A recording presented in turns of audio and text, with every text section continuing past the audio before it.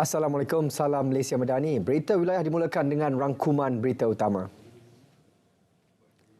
Isu kemanusiaan di Palestin terus menjadi tumpuan utama Perdana Menteri Datuk Seri Anwar Ibrahim setiap kali berucap pada pentas mesyuarat pemimpin ekonomi APEC.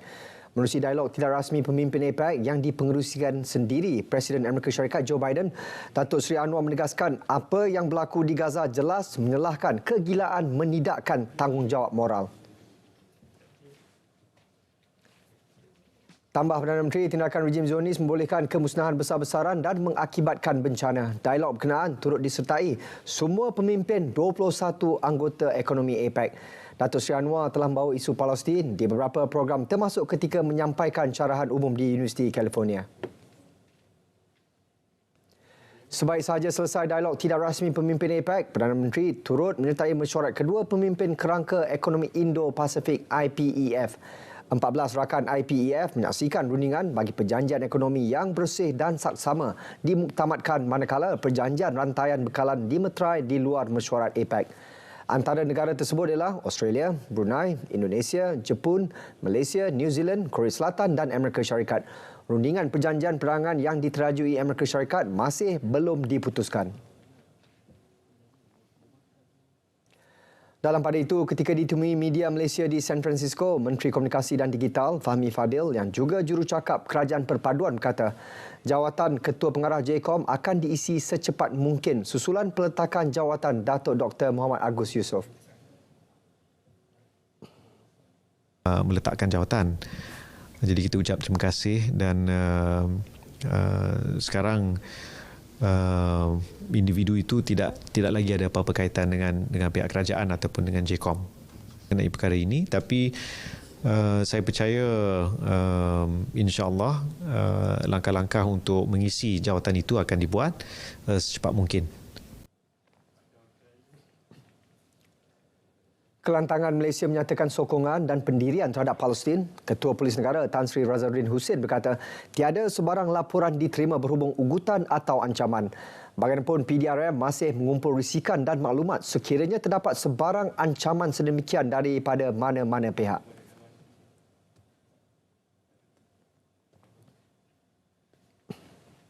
Buat masa ini ugutan secara direct tak ada.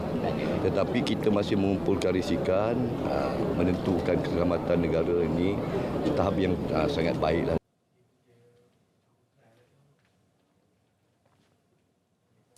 Dalam pada itu, pemantauan berterusan juga dilaksana Majlis Keselamatan Negara melibatkan pelbagai aspek termasuk media sosial.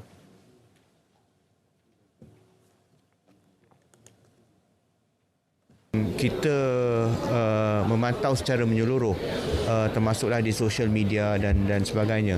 Jadi kalau kita lihat satu aspek, memang ada lah. Tapi seperti yang saya sebut, pihak berkuasa dan kerajaan dan Perdana Menteri sendiri amat prihatin dan dia memberi tumpuan peribadi kepada isu ini. Malah katanya kejadian keganasan di Thailand baru-baru ini turut menuntut peningkatan tahap kesiapsiagaan bagi memastikan ia tidak berlaku di Malaysia. Lebih 5,000 kawasan seluruh negara dikenal pasti sering dan pernah berlaku bencana sama ada banjir atau tanah runtuh. Penilaian termasuk faktor risiko lain seperti tanah runtuh dan kejadian kepala air.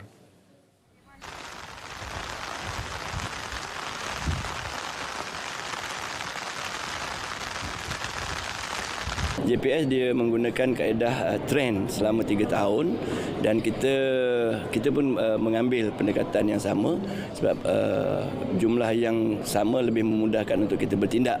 Saya dipahamkan JPS meletakkan sebanyak 5,674. Jadi kawasan-kawasan hotspot ini sebenarnya orang awam pun dah tahu kawasan-kawasan mereka adalah kawasan hotspot. Dalam perkembangan berkaitan, APM turut sedia menggerakkan 5,000 anggotanya ketika banjir. Komuniti setempat juga dilatih untuk membantu menguruskan pusat dan pemindahan penduduk terjejas. Maknanya lebih kurang kalau keperluan tu sampai ke 20,000 anggota pun kita boleh gerakkan sebab kita ada 2 layer ataupun 2 lapisan anggota. Pertamanya kita gunakan anggota sedia ada. Yang kedua kita menggunakan sukarelawan yang telah kita latih lah. Saudara, bagi mengetahui perkembangan cuaca seluruh negara, kita bersama Pegawai Met Malaysia, Muhammad Nafizi Mat Napiah. Assalamualaikum dan salam sejahtera. Kita mulakan laporan pada petang ini dengan melihat perkembangan terkini monsun timur laut yang telah pun bermula sejak daripada minggu lepas. Amaran hujan lebat berterusan yang telah pun dikeluarkan oleh Met Malaysia sebelum ini kini telah pun dikemaskini. Kali ini masih melibatkan kebanyakan kawasan yang sama seperti sebelum ini. Namun begitu, tempoh amaran telah pun disambung sehinggalah ke 20 November nanti. Berikutan masih terdapatnya tanda-tanda leruan angin monsun tersebut sehingga ke tarikh berkenaan yang akan membawa bersama kadar kelembapan yang tinggi ke kawasan-kawasan yang bertanda kuning. Oleh itu, orang ramai khususnya bagi mereka yang berada di kawasan berkedudukan rendah dan juga di kawasan yang kerap banjir dinasihatkan supaya berwaspadalah dengan keadaan hujan lebat yang boleh berterusan sepanjang tempoh amaran ini. Dan berikutan daripada luruan angin monsun timur laut tersebut juga, amaran angin kencang dan laut bergelora turut dikemaskini. Kali ini melibatkan kawasan-kawasan di sekitar pesisir pantai timur Semenanjung juga dengan angin yang boleh bergerak sekitar 20 hingga 30 km sejam.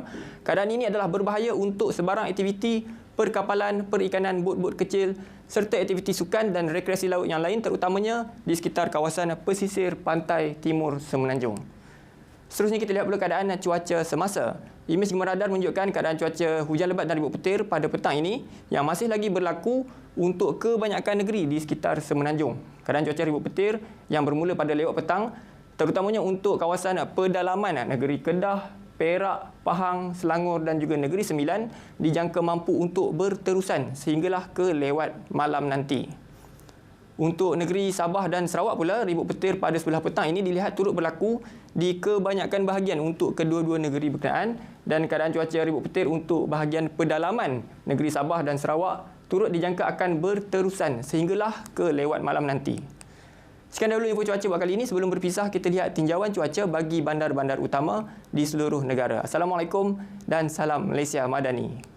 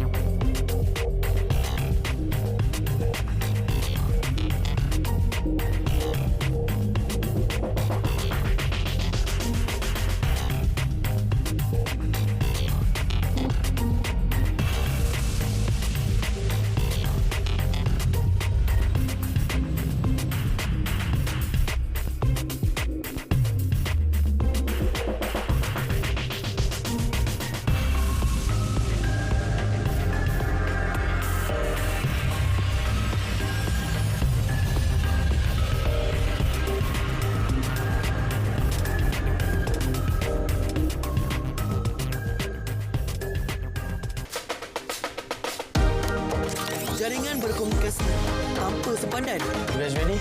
1, 2, 3. Publish! Korang!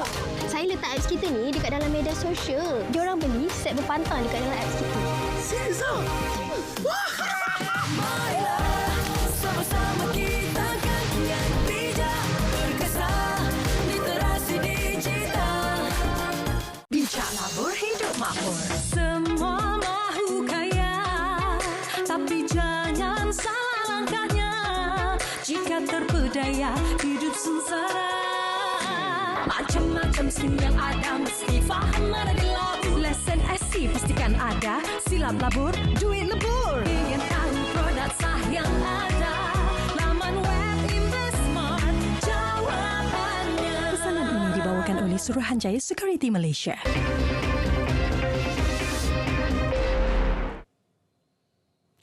Menjelang penamaan calon bagi PRK Parlimen Kemaman esok, 419 pegawai dan anggota polis ditugaskan. Ketua Polis Terengganu Datuk Mazli Mazlan maklumkan bagi persediaan PRK hampir 2,800 pegawai dan anggota ditugaskan sehingga tamat proses pengundian 2 Disember nanti. Penugasan termasuk persediaan hadapi banjir.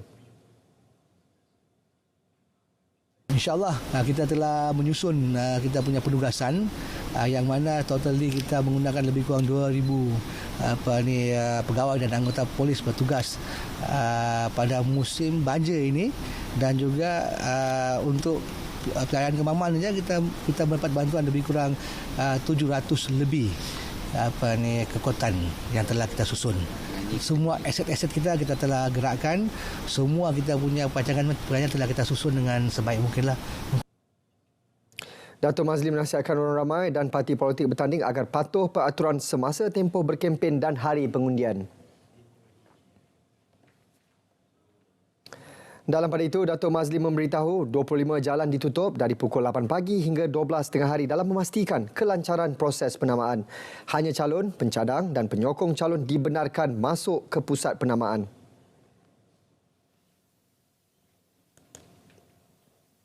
Kepada semua penyokong-penyokong parti ataupun calon supaya mematuhi segala peraturan-peraturan dan undang-undang yang ditetapkan supaya proses PRK ini berjalan dengan lancar. Esok, proses penamaan calon PRK Parlimen Kemaman bakal berlangsung di Dewan Berlian Majlis Perbandaran Kemaman. Laporan Atikah Makhtar.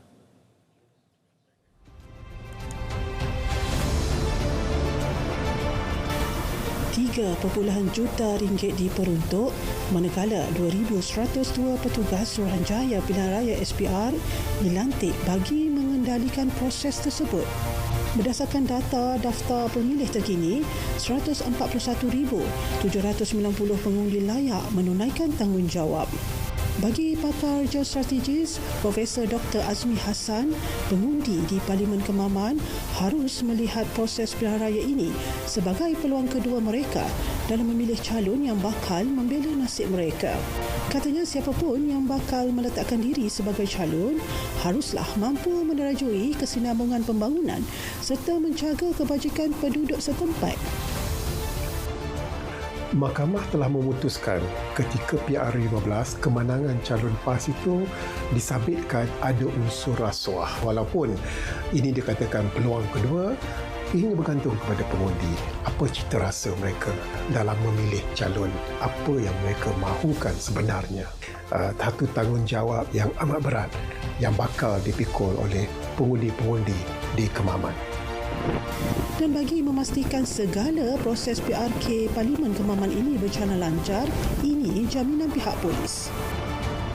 Ya, kita memberi jaminan kepada semua calon-calon pengundi dan juga masyarakat untuk mereka dapat keluar mengundi dalam keadaan yang selamat dan lancar. InsyaAllah kita akan memberi bantuan yang terbaik. Kita akan menjaga keselamatan dengan begitu baik sekali supaya semua proses ini bukan saja PRK tapi pada waktu banjir pun kita boleh menjalankan kita punya proses mengundi pada hari itu. Parlimen Kemaman membuka gelanggang politiknya sekali lagi setelah mahkamah membatalkan kemenangan calon terdahulu dan esok menyaksikan hari penamaan calon bagi PRK ini. Siapapun calon, tanggungjawab besar membela nasib rakyat Kemaman di tangan bakal calon yang bertanding. Atikah Makhtar untuk RTM. Penambahbaikan program hiburan serta berita dan ehwal semasa menjadi fokus utama Jabatan Penyiaran menjelang tahun 2024 bagi memastikannya kekal relevan dan lebih kompetitif. Ketua Pengarah Datuk Suhaimi Sulaiman berkata RTM juga akan membuat kajian bagi mengenal pasti perubahan minat dan kepuasan penonton. Pada masa sama, semua warga kerja jabatan perlu memahami data serta demografi pendengar dan penonton untuk memperolehi strategi penambahbaikan siaran. Ya, untuk tahun depan yang paling penting sekali ialah ada 3 perkara ya. Kita kena sentiasa kalau dalam bahasa Inggeris relatable, relevant dan juga lovable. Maksudnya kita tengok apa yang kita dah buat selama ni dan kita tengok apa keperluan di luar, apa penonton, pendengar kita nak apa. Jadi apabila kita tengok penonton kita, pendengar kita dah berubah, maka kita juga perlu mengubah cara kita menyampaikan berita, menyampaikan cerita dan juga membawakan rancangan-rancangan hiburan. Jadi itu membuatkan kita lebih relevan. Datuk Suhaimi ditemui selepas melakukan lawatan kerja ke Jabatan Penyiaran Terengganu di Kuala Terengganu. 750 pegawai dan anggota Angkatan Pertahanan Awam Terengganu sedia mengembeling tenaga sepanjang tempoh monsun Timur Laut. Operasi bantuan bencana kepada penduduk terjejas juga melibatkan penggunaan aset seperti 63 unit bot dan 42 unit pelbagai jenis kenderaan darat. Bilik gerakan banjir juga diaktifkan sejak awal bulan ini sebagai pemantauan berkala di 262 kawasan hotspot banjir. Dalam usaha mengurangkan risiko bencana, elemen latihan dan pelan mitigasi dijalankan. Antaranya melatih lebih 24,000 orang berkaitan soal keselamatan.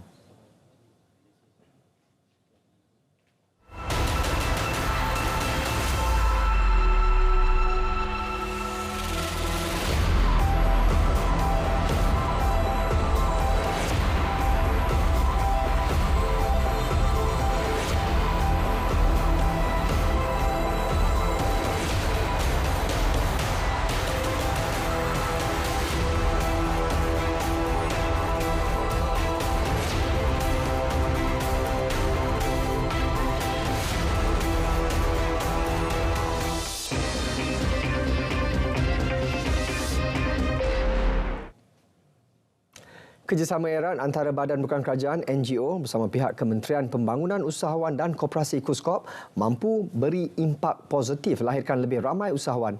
Perinciannya bersama Fahmi Muhammad Nur dari Perak. Silakan Fahmi.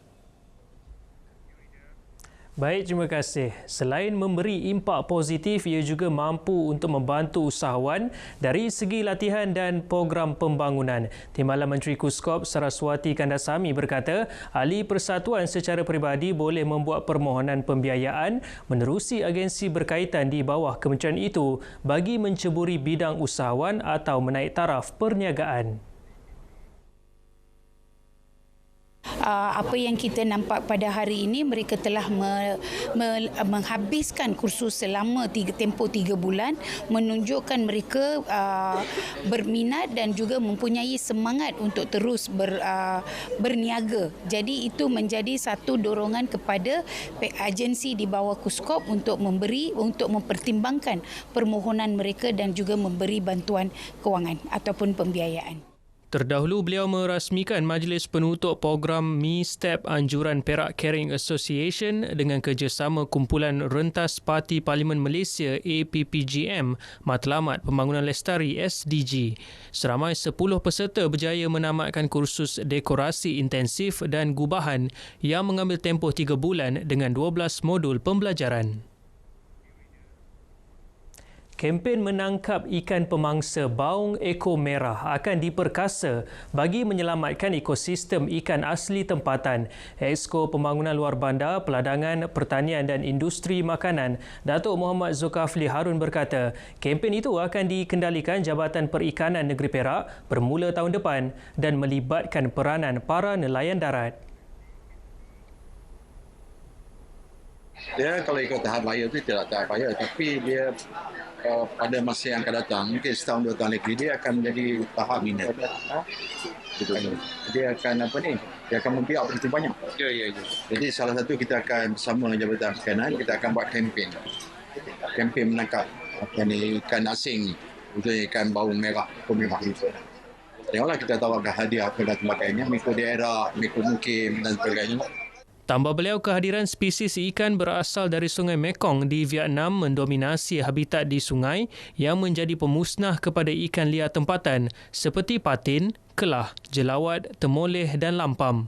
Beliau bercakap kepada pemberita pada program perasmian JT Nelayan Darat Kampung Periang, Kuala Kangsar dan program pelepasan benih ikan di Perairan Umum 2023 di Kuala Kangsar. Institut Penyelidikan dan Kemajuan Pertanian Malaysia MARDI menyasarkan 30% pengeluaran bawang tempatan menjelang 10 tahun ke hadapan. Menurut Ketua Pengarahnya Dato' Dr. Muhammad Zabawi Abdul Ghani, 3 jenis bawang akan diperkenalkan dan Perak bakal menjadi hub penanaman industri terbabit. Perkara terbabit telah dibincangkan bersama Perbadanan Pembangunan Pertanian Negeri SADC Perak dan projek rintis itu dijangka bermula tahun hadapan. Bawang yang cukup sesuai ditanam di kawasan tanah rendah di MARDI, yang mana kita namakan varieti bawang itu sebagai BAW1, BAW2 dan BAW3. Dan ini merupakan satu peluanglah kepada Malaysia, yang mana selama ini Malaysia mengimport 100% bawang daripada India dan negara-negara lain. Ujarnya teknologi penanaman ini akan dilaksana di seluruh negara untuk fasa seterusnya bagi membuka peluang kepada semua petani. Pihaknya menyeru petani dan peladang untuk mengambil peluang ini bagi menjamin bekalan hasil pertanian tersebut dalam negara. Sekian berita dari Perak, dari sungai hingga ke segara, Palestin pasti merdeka. Malaysia Madani, tekad perpaduan, penuhi harapan. Kembali ke Kota Media, Angkasa Puri. Terima kasih. Penoreh dan pekebun kecil getah digalak menghasilkan susu getah dan latex memandangkan harganya lebih tinggi hingga boleh mencecah lebih RM5 sekilogram berbanding getah beku atau scrub sekitar RM2.80 berdasarkan harga semasa. Jelas Pegawai Risda Daerah Padang Terap Muhammad Zulkhairi Muhammad Razi, penghasilan latex mampu melonjakkan pendapatan hingga 30%. Risda juga menyediakan pelbagai bantuan antaranya skim insentif latex dan insentif harga latex. Ali Abdullah antara penoreh getah mengusahakan penghasilan latex sejak tahun lalu.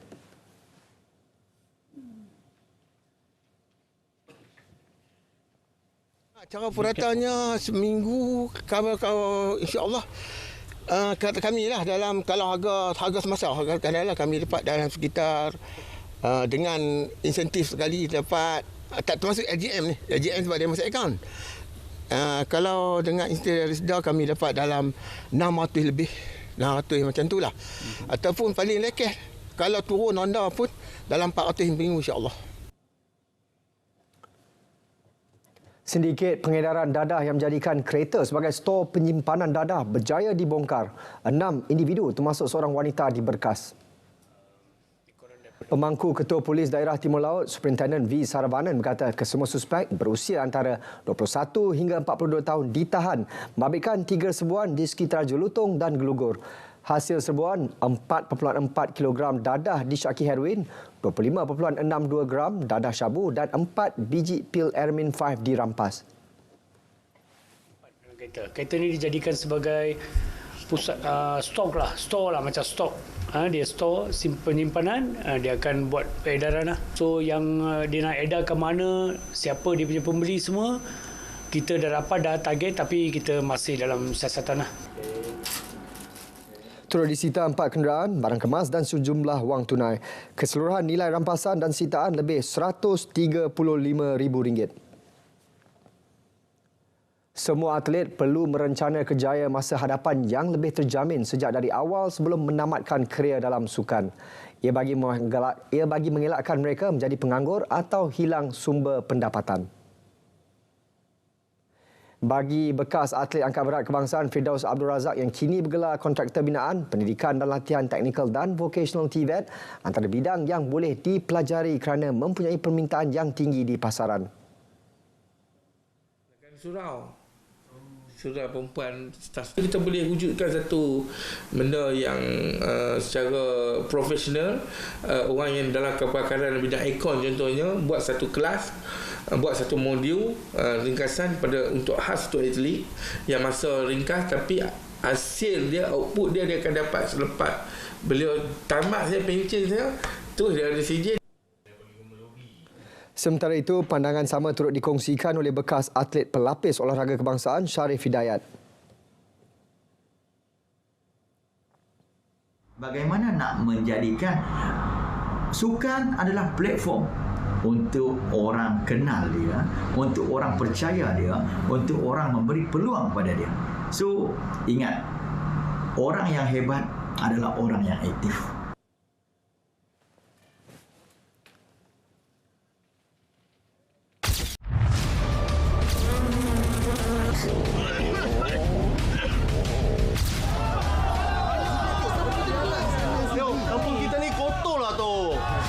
dah sakit perut ni tu. Kata kita ramai-ramai gotong royong bersihkan kawasan kita ni.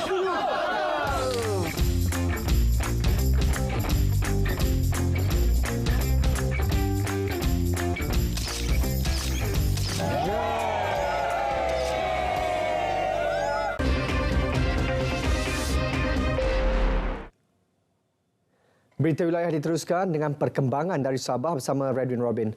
Antara pengisian, Sabah mahu pelancongan berasaskan komuniti dibangunkan secara agresif. Teruskan Redwin dengan laporannya. Baik, Sahih. Kerajaan Sabah mahu pelancongan berasaskan komuniti KOBT dibangunkan secara agresif. Ketua Menteri Sabah Datuk Seri Panglima Haji G. Noor berkata, ini kerana KOBT berpotensi untuk memacu pertumbuhan ekonomi khususnya di kawasan luar bandar. Menurut Dato' Haji G, Kementerian Pelancongan, Kebudayaan dan Alam Sekitar serta Lembaga Pelancongan Sabah boleh mengharapkan sokongan penuh kerajaan negeri untuk memanfaatkan sepenuhnya potensi KOBT. Beliau menyatakan demikian ketika melancarkan Expo KOBT. Teks ucapannya dibacakan Pembantu Menteri Pelancongan, Kebudayaan dan Alam Sekitar, Datuk Johnston Bangkwai. Dato' Haji G berkata, tahun lepas sahaja seramai 224,356 pelancong telah melawat destinasi pelancongan luar bandar dan memperoleh hampir 8 juta ringgit. Angka itu dijangka meningkat menerusi dorongan agresif dalam mempromosi pelancongan luar bandar oleh semua majlis tindakan pelancongan daerah dan persatuan pelancongan daerah di seluruh negeri. Tambah Dato' Haji G, pelancongan merupakan tonggak utama pertumbuhan ekonomi negeri di bawah hala tuju Pelan Pembangunan Sabah Maju Jaya. Justru kerajaan negeri akan melabur dalam infrastruktur dan pembangunan kemahiran untuk pelancongan masyarakat luar bandar. Mengenai Expo 3 hari ini, ia berfungsi sebagai pelan transformasi untuk KOBT Sabah mempamerkan kekuatan masyarakat luar bandar dan menawarkan pengalaman berharga kepada pelancong. Lebih 2,000 orang masyarakat sekitar Putatan hadir menyemarakan program Perhimpunan Solidariti Palestin. Timbalan Ketua Menteri, Datuk Syahelmi Yahya yang juga Ahli Parlimen Putatan berkata, perhimpunan diadakan sebagai tanda sokongan tidak berbelah bagi kepada penduduk Palestin.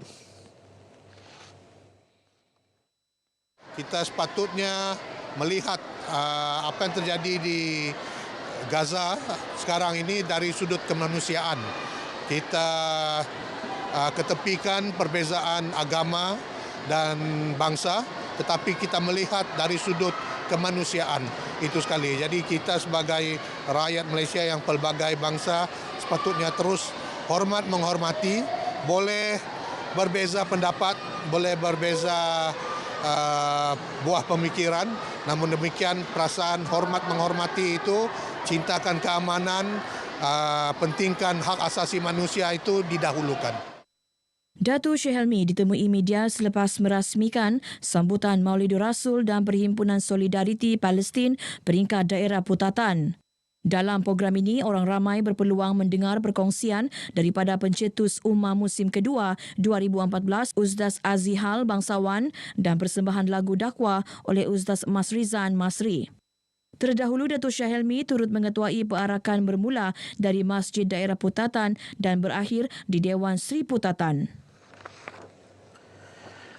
Usaha memastikan bekalan beras putih bersubsidi mencukupi terus diperkasa menerusi pelaksanaan Operasi Beras Putih OPBP di perairan Sandakan semalam. Operasi dijayakan Agensi Kawal Selia Padi dan Beras KPB, cawangan Sandakan dengan pelbagai agensi keselamatan lain.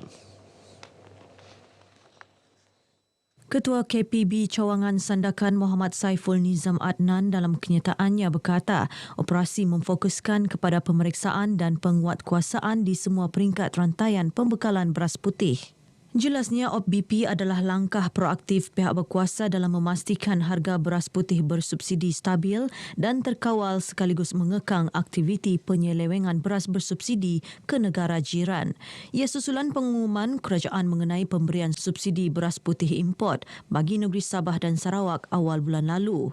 Sehubungan itu, Muhammad Saiful menegaskan pihaknya tidak akan berkompromi dengan mana-mana pengguna yang didapati mengambil kesempatan terhadap peruntukan diberikan kerajaan di bawah Akta Kawalan Padi dan Beras 1994, Akta 522. Sabah menyasarkan pingat emas dalam acara bola sepak sukan Malaysia SUKMA ke-21 yang akan berlangsung di Sarawak pada Ogos 2024. Pengurus pasukannya, Asmi Rudi berkata sasaran itu akan cuba dicapai dengan adanya barisan pemain terbaik yang dipilih daripada Kejohanan Sukan Sabah SAGA yang berlangsung hujung Disember depan. Pada hujung bulan depan ini kita ada Sukan SAGA. Jadi mungkin ini antara salah satu cara untuk kami mengenal pasti pemain-pemain yang masih aktif di setiap daripada pelosok negeri Sabah. Sebab kita tahu setiap zon yang bermain ini, yang bermain di peringkat negeri ini sudah pasti adalah yang terbaik, champion-champion daripada setiap zon. So dengan cara inilah kami akan mengenal pasti pemain-pemain yang untuk diserapkan di dalam pasukan SUKMA. Beliau ditemui pemberita RTM di Kota Kinabalu. Asmi yakin adanya persiapan mantap dan semangat juang yang tinggi, pasukan Sabah mampu bersaing dan membawa pulang pingat emas dalam kejohanan SUKMA kelak. SUKMA ke-21 akan berlangsung bermula 17 hingga 24 Ogos 2024. Persatuan Bola Sepak Sabah SAFA akan menganjurkan kejohanan Piala SAFA 2024 dengan hadiah wang tunai keseluruhan berjumlah RM37,500. Naib Presiden SAFA Datuk Seri Dr. Rudi Awar berkata, kejohanan bertujuan mencungkil bakat baharu bagi membangunkan sukan bola sepak di negeri ini. Datuk Seri Rudi yang juga pengurusi jawatan kuasa pertandingan tempatan SAFA berkata, kejohanan ini akan membabitkan 6 zon yang telah dipersetujui dalam mesyuarat jawatan kuasa berkenaan. Saya merayu kepada semua presiden yang ada di daerah-daerah agar dapat berbincang dengan daerah-daerah yang ada di setiap zon tersebut, berbincang dan memilih pemain-pemain itu untuk benar-benar dapat memberi kerjasama melahirkan pemain-pemain yang berkualiti dan juga pemain-pemain yang kita fikirkan layak untuk kita bawa ke peringkat negeri. Beliau berkata demikian dalam sidang media Piala SAFA 2024. Kejohanan peringkat zon akan bermula 12 hingga 14 Januari depan. Johan dan Naib Johan akan mewakili zon ke peringkat akhir pada 26 hingga 28 Januari. Johan bagi Piala SAFA 2024 akan membawa pulang wang tunai RM15,000. Naib Johan dan tempat ketiga masing-masing RM10,000 dan RM7,500 beserta piala dan medal. Baik, setakat ini perkongsian dari negeri di bawah Bayu. Terus ikuti lebih banyak perkembangan semasa dalam negara bersama dengan Sahi. Dari sungai hingga segara, Palestin pasti merdeka. Sahi? Baik, Redwin, terima kasih. Malaysia memang hebat kerana tegas pertahankan hak Palestin. Memang kita jauh dari dunia Arab. Kita jauh dari dunia Palestin. Kita jauh dari Gaza. Tetapi setiap detik berlaku menyentuh hati nurani kita. Kerana apa? Kerana kita tahu dan faham arti manusiawi, arti ihsan, arti kemanusiaan dan lebih penting arti keadilan melawan kezaliman Israel.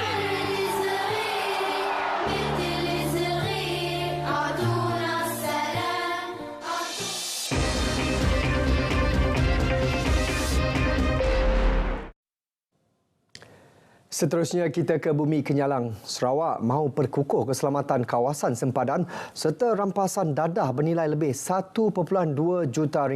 Perinciannya langsung bersama Vanessa Mering. Silakan Vi. Ya, terima kasih Sahi. Kita ke perkembangan ini terlebih dahulu. Kerajaan Sarawak meminta tentera darat memberi lebih tumpuan kepada isu pencerobohan oleh pendatang asing tanpa izin, aktiviti penyeludupan barang serta jenayah rentas sempadan.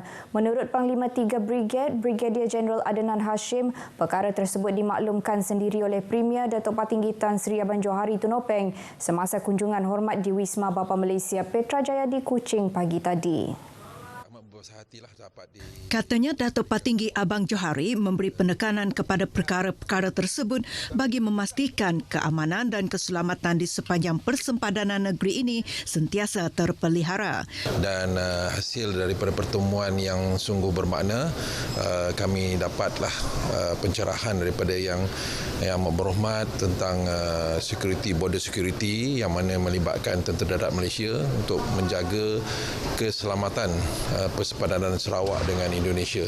Beliau turut menyifatkan pertemuan selama lebih setengah jam itu dapat memberi impak tinggi kepada pasukan keselamatan, khususnya Tentera Darat, agar isu-isu keselamatan sama ada di persempadanan maupun Laut Cina Selatan sentiasa diberi perhatian serius.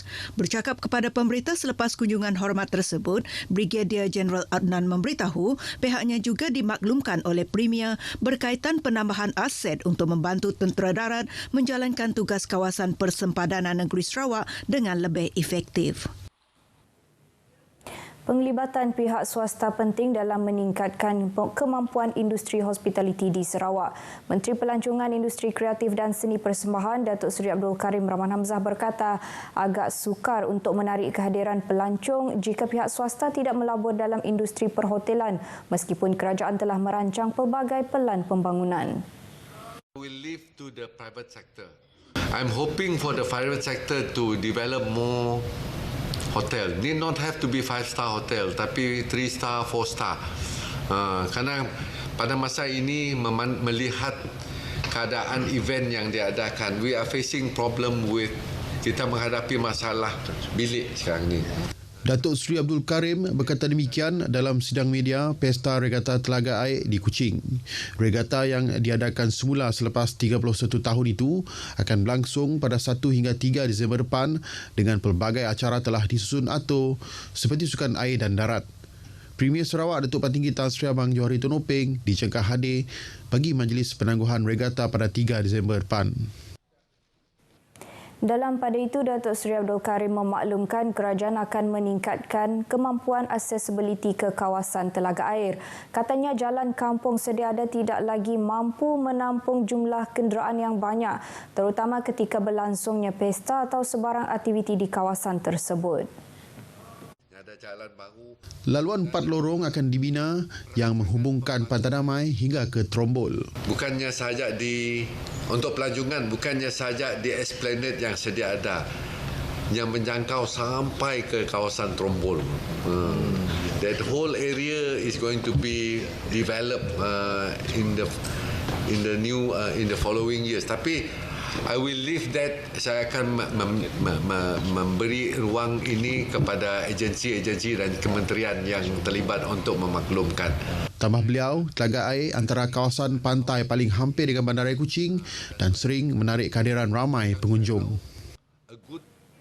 Jabatan Kastam Diraja Malaysia JKDM Sarawak berjaya merampas dadah jenis metamfetamin atau syabu dengan nilai dianggarkan lebih 1.2 juta ringgit. Rampasan dibuat pada 3 November lepas menerusi 2 tangkapan berasingan di lapangan terbang antarabangsa Kuching KIA.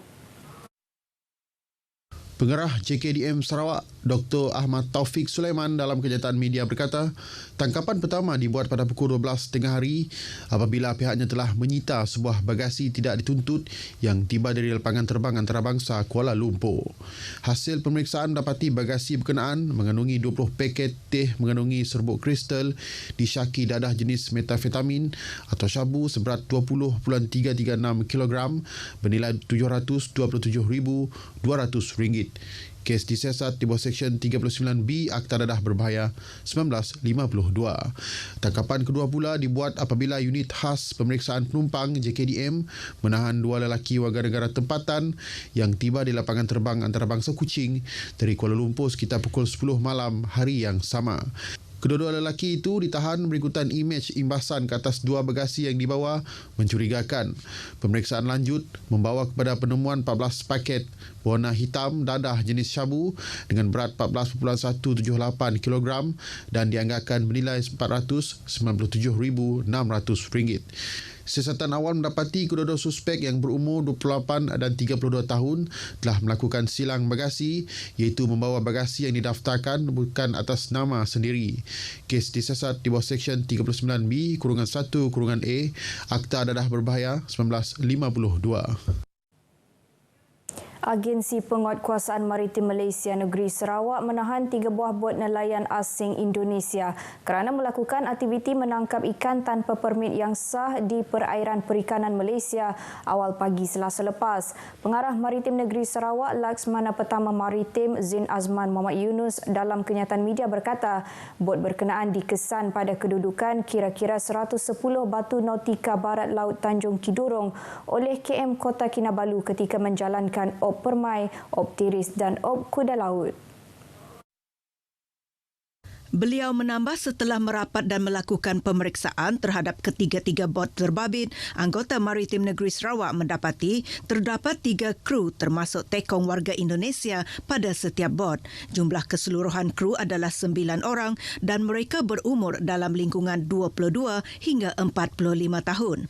Pemeriksaan lanjut mendapati tiada nombor pendaftaran pada ketiga-tiga buah bot yang berasal dari Indonesia itu. Kesemua mereka juga gagal mengemukakan dokumen pengenalan diri yang sah dan ketiga-tiga bot berkenaan didapati memasuki perairan Malaysia bagi tujuan menangkap ikan. Mereka disyaki melakukan kesalahan di bawah Seksyen 15-1-A Akta Perikanan 1985 iaitu menangkap ikan di perairan Malaysia dan Seksyen 6-1-C Akta Imigresen 1959-63 iaitu tidak memiliki dokumen pengenalan diri yang sah. Kesemua 9 kru warga asing dan bot berkenaan diiring ke JT Kompleks Maritim Tun Abang Salahuddin di Kuching untuk tindakan lanjut. 2 pemandu kenderaan ditahan pihak polis dari Ibu Pejabat Daerah Serian untuk membantu siasatan berhubung kes pergaduhan yang tular dalam satu video di aplikasi WhatsApp pada Selasa lalu. Ketua Polis Daerah Serian DSP Aswandi Anis berkata, menerusi video tular yang berdurasi 0.9 saat itu, kedua-dua suspek bergaduh bertikam lidah dan membawa sebilah pisau dan parang. Tindakan membawa senjata berbahaya boleh dikenakan kesalahan di bawah Akta Bahan Kakisan Letupan dan Senjata Berbahaya 1958. Justru beliau menasihati masyarakat agar sentiasa bertimbang rasa dan mematuhi peraturan jalan raya serta tidak mendatangkan kegusaran kepada orang awam. Beliau mendedahkan perkara tersebut dalam kenyataan medianya hari ini. Perkongsian itu tadi mengakhiri berita dari Sarawak. Dari sungai hingga segara, Palestin pasti merdeka. Kita kembali bersama Sahi di Angkasa Puri untuk berita seterusnya. Silakan Sahi. Baik Vi, terima kasih.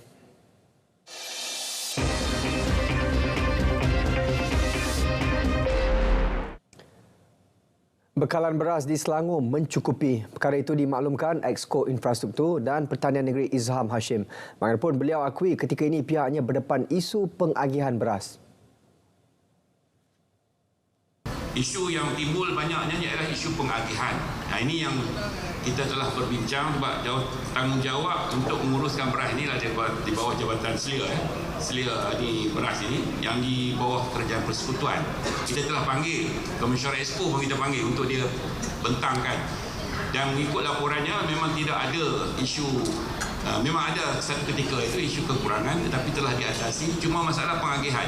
Sebab itu kita minta supaya Jabatan Selia di sini beras ni pun telah minta supaya kalau ada aduan dipanjangkan dan mereka akan atasinya. Jadi kita pun telah menggunakan PKPS juga sebagai kerajaan negeri, bawah jalan negeri, agensi PKPS untuk sama-sama membantu.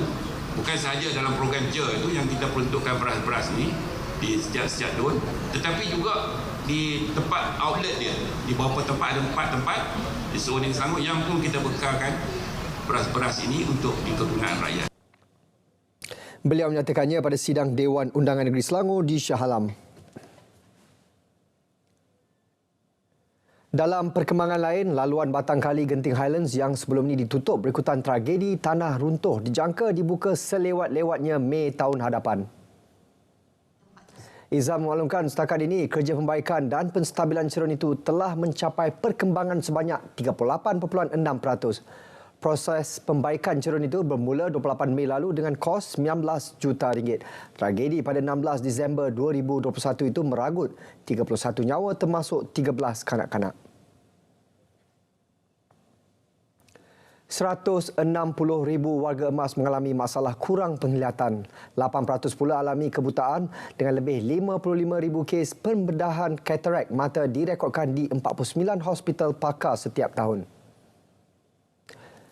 Justru Timbalan Menteri Kesihatan Datuk Lukanisman Awang Sauni menyatakan klinik katarak salah satu usaha mengatasi bebanan kes katarak secara sistematik. Malah program pencari katarak dijalankan bagi menangani bebanan kes serta mewujudkan zon bebas katarak di seluruh negara.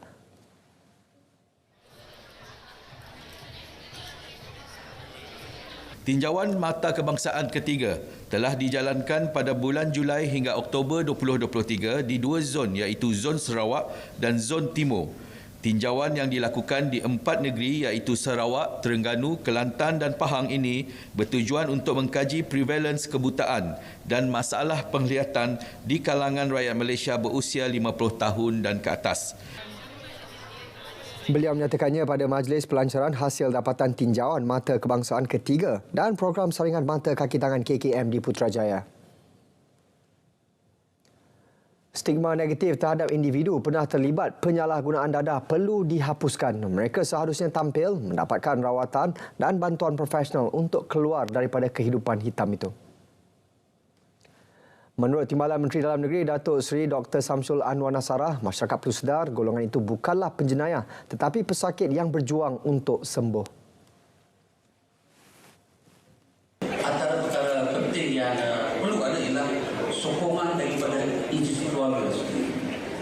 Ini sangat penting. Sebab itu yang hadir pada hari ini betul selain daripada keluarga datang, ini nampak bagaimana jika institusi keluarga memberi sokongan kepada mereka boleh. Saya tidak percaya kita tidak boleh lakukan terbaik. Kita boleh lakukan terbaik. Beliau berucap pada majlis perasmian Hari Apresiasi Kepulihan AADK Peringkat Kebangsaan di Ibu Negara.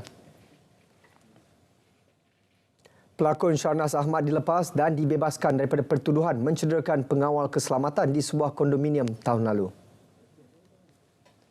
Magistrate Mahkamah Kuala Lumpur Atikah Mohamad membuat keputusan itu. Wang jaminan RM2,000 juga dikembalikan kepada Sharnas. Pada 18 Januari lalu, Sharnas mengaku tidak bersalah atas dakwaan dengan sengaja menyebabkan kecederaan terhadap Izul Islam Awang. Kejadian itu dikatakan berlaku di kawasan lift pintu masuk sebuah blok kondominium di Jalan Duta Mas pada 16 Jun 2022. Aksi kelayakan Piala Dunia 2026 dan Piala Asia 2027. Harimau Melaya mempamerkan aksi memukau selepas bangkit menewaskan Kyrgyzstan 4-3 dalam aksi pembukaan kumpulan D di Stadium Nasional Bukit Jalil malam tadi. Malaysia bermula garang meledak gol pembukaan seawal minit ke-7 selepas pemain pertahanan Dion Cools cemerlang menaduk masuk bola sepakan sudut Arif Aiman Muhammad Hanafi. Namun kealpaan benteng pertahanan negara kemudian dihukum dengan 2 gol pantas lawan masing-masing pada minit ke-42 dan 44, seterusnya ketinggalan 1-2 pada penghujung babak pertama. Harimau Melaya bolos buat kali ketiga pada minit ke-57. Sekaligus memaksa pengendali Kim Pan Gon membuat 3 pertukaran serentak memasukkan Akhyar Rashid, Paulo Josu dan Enric Dos Santos bagi memburu gol penyamaan. Percaturan itu nyata berhasil selepas gol sendiri pemain lawan pada minit ke-72 dan jaringan kedua peribadi Dion Cools pada minit ke-77 kembali menyamakan kedudukan kedua-dua pasukan. Stadium Nasional Bukit Jalil terus gamat pada masa kecederaan babak kedua selepas gerakan bijak Arif Aiman berjaya mencari Faizal Halim yang kemudian tenang menyumbat gol kemenangan Malaysia. 3 mata diperoleh meletakkan skuad negara berada di kedudukan kedua kumpulan dipisahkan dengan perbezaan jaringan berbanding pendahulu Oman.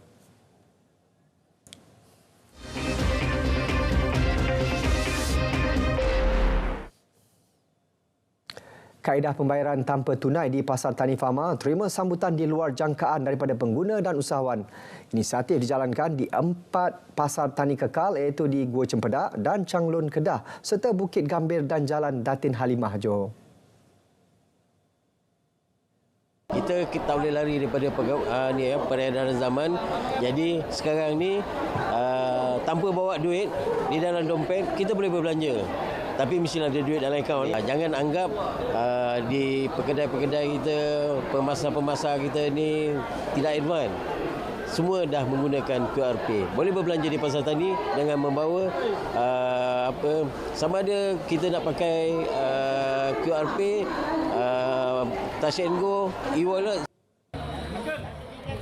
Bagi menggalakkan pembayaran tanpa tunai, Fama anjur pertandingan kekerapan transaksi dalam talian terbanyak di Pasar Tani Kekal Fama.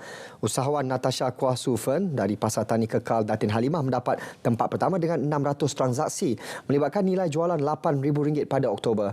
Fama turut buat percubaan pembayaran tanpa tunai di 14 Agro Bazar kedai rakyat seluruh negara. Dalam pada itu, siri ketiga Jelajah Nasional FM, program 3 Suara di mana di Pasar Tani Kekal, Datin Halimah menerima sambutan menggalakkan daripada pendengar setia termasuk dari Singapura. Pengunjung tidak lepaskan peluang bersua muka dengan barisan penyampai Nasional FM di Johor Bahru. Pengurus Nasional FM, Salbiah Sharif kata program jalankan selepas menerima penerimaan positif daripada pendengar siaran nasional pagi.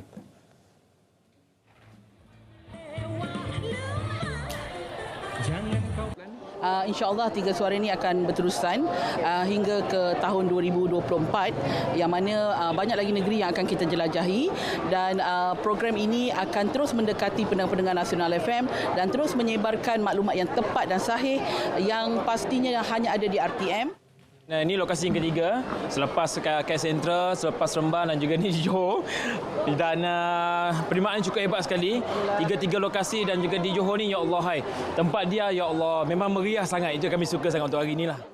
Lokasi ketiga 3 Suara di mana saya balik kampung. Jadi mestilah sangat-sangat double, triple excited. Bawa kawan-kawan, bawa tim Nasional FM balik kampung kan. Tapi dalam masa yang sama saya nak ucapkan terima kasih kepada seluruh pendengar setia Nasional FM, khususnya pendengar 3 Suara. Korang memang terbaik, memang terbaik. Kita juga saya nak ucapkan terima kasih berbanyak-banyak kepada penaja kami yang sentiasa memberikan sokongan kepada kami. Dan yang paling menarik sekali kepada anda terus saja menonton kami bermula tepat jam 6 pagi sampailah ke pukul 10 pagi. Anda memang luar biasa. Anda lah sebenarnya yang terus saja memberikan semangat kepada 3 Suara yang akan terus saja bersiaran bersama-sama dengan anda bermula hari Isnin sampai hari Jumaat. Dan pastinya inilah dia 3 Suara. Siri keempat 3 Suara di mana dijangka berlangsung di Shah Alam, Selangor.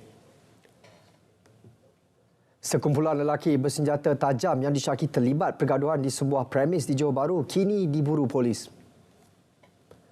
Ketua Polis Daerah Johor Bahru Selatan ACP Raub Selamat berkata 2 video tular di Facebook namun sehingga kini tiada sebarang laporan polis diterima daripada mana-mana pihak termasuk bangsa. Punca kejadian masih dalam siasatan. Kertas siasatan dibuka mengikut Seksyen 148 Kanun Keseksaan. Perlumbaan berbasikal Jelajah Negeri Sembilan 2023 mampu menjadi medan pendedahan untuk pelumba muda. Menurut Timbalan Presiden Persatuan Berbasikal Negeri Sembilan, Yunus Ibrahim, ia juga sebagai persediaan untuk pelumba negeri tersebut menghadapi Sukan Malaysia Sukma 2024. Program Jelajah Negeri Sembilan adalah satu program development. Kalau kita tengok dari segi peringkat umur tu 16 tahun sehingga 36 tahun. Adik dengan abang lah kira kita sekian rupa supaya dapat pengalaman daripada pelumba-pelumba yang lebih senior pada atlet-atlet yang junior. Ya, itu matlamat kita lah. Dan kita juga membantu pada negeri-negeri untuk menghadapi Sukma 2024. Terdahulu, peringkat kedua yang berlangsung hari ini menyaksikan pelumba mengharungi saingan lebih sengit dengan jarak kayuhan sejauh 119 km dari Jambox Nilai ke Stadium Tampin. Pada penganjuran kali ini, seramai 97 pelumba daripada 19 pasukan turut serta termasuk 2 kelab dari Filipina dan Myanmar. Istiadat ulangan penghulu luak tanah mengandung, mengadap dan menjunjung duli yang di Pertuan Besar Negeri Sembilan dimulakan hari ini dengan istiadat menurun dan memasang alat kebesaran. Nur Ashikin Harun ada bingkisannya. Lebat daun bunga tanjung, berbau harum bunga cempaka. Adat dijaga, pusaka dijunjung, baru terpelihara adat pesaka. Begitulah ibaratnya istiadat menurun dan memasang alat kebesaran yang disempurnakan Tunku Besar Seri Menanti, Tunku Ali Ridaudin Tuanku Muhriz. Istiadat itu bertujuan mengulangi ikrar taat setia yang tidak berbelah bahagi Datuk Penghulu Luak Tanah Mengandung kepada Yang di-Pertuan Besar Negeri Sembilan. Luak Tanah Mengandung merangkumi Luak Ulu Muar, Jempol, Teraci, Gunung Pasir dan Ineh.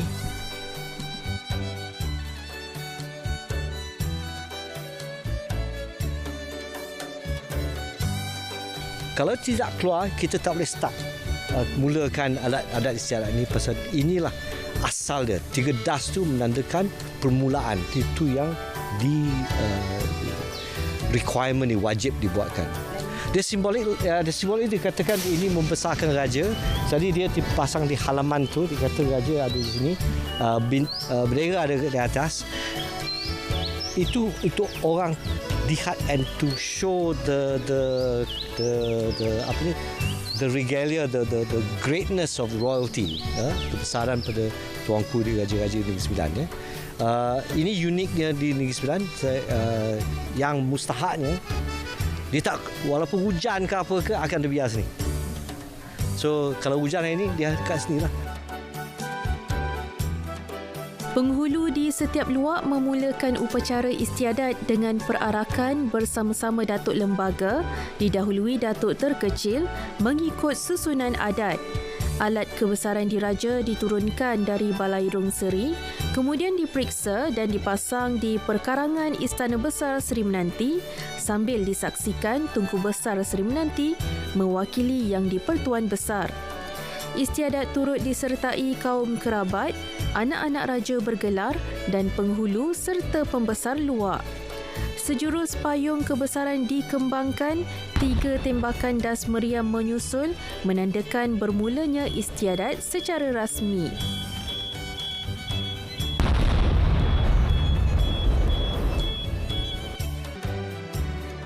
Harapan saya supaya acara ini akan sentiasa dikekalkan dan kebiasaannya dilakukan setiap 3 tahun sekali. Istiadat ni berlangsung selama 3 tahun sekali, walaupun kebelakangan ini atas kekangan-kekangan tertentu mungkin telah 5 tahun tak silap saya.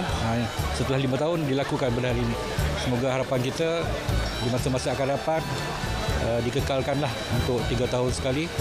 Dan di samping boleh diperkenalkan kepada pengunjung-pengunjung. Ini merupakan satu daya tarikan juga buat Negeri Sembilan, khususnya di Seri Menanti. Wah, saya harap cuaca lah. Saya minta cuaca dalam keadaan baik macam ni sampai hari ketiga lah. Dan biasanya kalau betul-betul berakahan hari itu memang biasanya macam ni lah. Jarang panas. So, besok kalau panas kita tempuh lah. InsyaAllah kita minta kebaikan lah. Keadaan ni satu cara kita tak setia pada tuanku lah. Sebab apa kita buah ni Luak Tanah mengandungkan tuanku. Dan kita orang yang melindungi tuanku lah. Jadi tak setia itu kita tak boleh bagilah. Jadi itu memang kita akan harapkan kalau tak menghadap, mana kuasa tuanku tu macam tak sempurna. Kita sempurnakan kedudukan tuanku tu bersemayam di Istana Sementi. 3 das tembakan meriam yang dilepaskan menandakan istiadat menurun dan memasang alat kebesaran telah selamat disempurnakan. Ia simbolik kepada bermulanya istiadat ulangan penghulu luak tanah mengandung, mengadap dan menjunjung duli Yang di-Pertuan Besar Negeri Sembilan. Orang ramai dijemput hadir menyaksikan istiadat bersiram esok di Panca Persada di luar kawasan Istana Besar Seri Menanti.